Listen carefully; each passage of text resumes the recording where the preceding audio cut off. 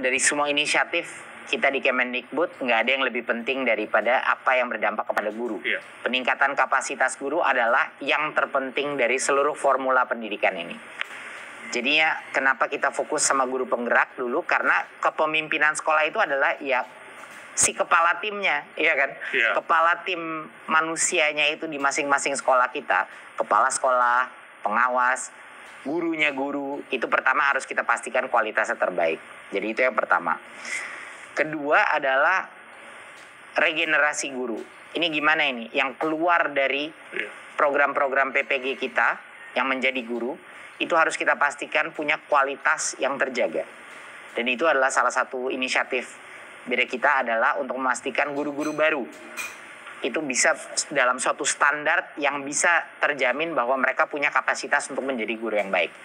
Jadinya kita nggak bisa melakukan transformasi jangka panjang kalau guru-guru yang terus masuk ke dalam sistem kurang baik. Jadi itu harus kita pastikan bahwa mereka adalah yang terbaik yang menjadi guru. Gitu.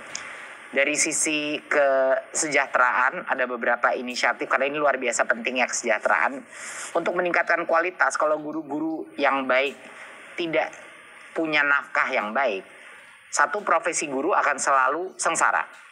Kedua adalah mental atau ketangguhan para guru-guru kita dalam mengajar anak-anak akan terdampak dengan kesulitan ekonomi.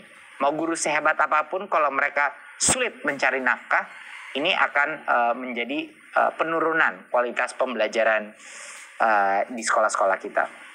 Jadi kita melakukan beberapa hal. Yang pertama kita lakukan untuk pertama kalinya dana BOS, itu kita relaksasi. Kita memberikan diskresi kepada kepala sekolah untuk menentukan kalau mau digunakan untuk bayar honor, guru honorer. Tergantung diskresinya kepala sekolah mana yang performanya baik, silahkan. Itu bisa digunakan. Di masa pandemi kita lakukan itu dan kita akan evaluasi pada setelah pandemi apa yang akan terjadi. Tapi itu merupakan satu inisiatif kesejahteraan kita yang salah satu yang terpenting. Kedua, kita telah melihat dan mendengar berapa banyaknya guru-guru honorer di Indonesia yang punya penghasilan sangat kecil. Penghasilan bahkan sampai dengan Rp200.000, Rp300.000 per bulan. Ya, jauh di bawah UMR. Jadi untuk tahun ini yang akan kita lakukan adalah untuk pertama kalinya kita akan melakukan tes untuk semua guru honorer. Jadinya kita akan memastikan di tahun 2021 semua guru honorer di Indonesia akan punya kapasitas untuk mengambil tes. Ini sebelumnya nggak ada, Mas Usman. Sebelumnya mereka semua ngantre untuk bisa membuktikan. Yang lulus tes akan diangkat menjadi P3K. P3K itu adalah pegawai pemerintah dengan gaji yang setara dengan PNS. Ya, jadi dari sisi kesejahteraan dulu kita selesaikan ini. Jadinya kemarin itu banyak berita yang menyebut mengenai kapasitas 1 juta guru. Kami di Kemendikbud sudah menyiapkan sampai dengan 1 juta guru. Tapi ini harus dimengerti masyarakat. Yang bakal diangkat menjadi P3K, yang gajinya itu setara dengan PNS, hanya yang lulus tes, Pak. Jadi kalau lulus tesnya 1 juta, ya bisa 1 juta.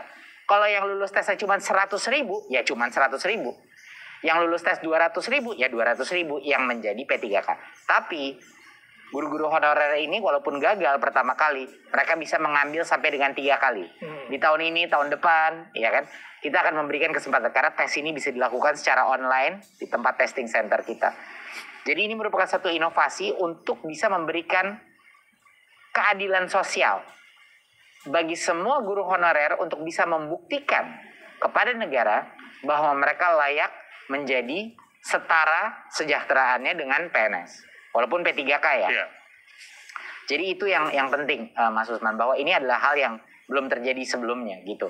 Jadi kita di Kemendikbud berjuang untuk memastikan tapi kalau lulus minimum standar ini dia harus bisa diangkat menjadi P3K, dan itu adalah perjuangan kita di Kemendikbud untuk para guru honorer.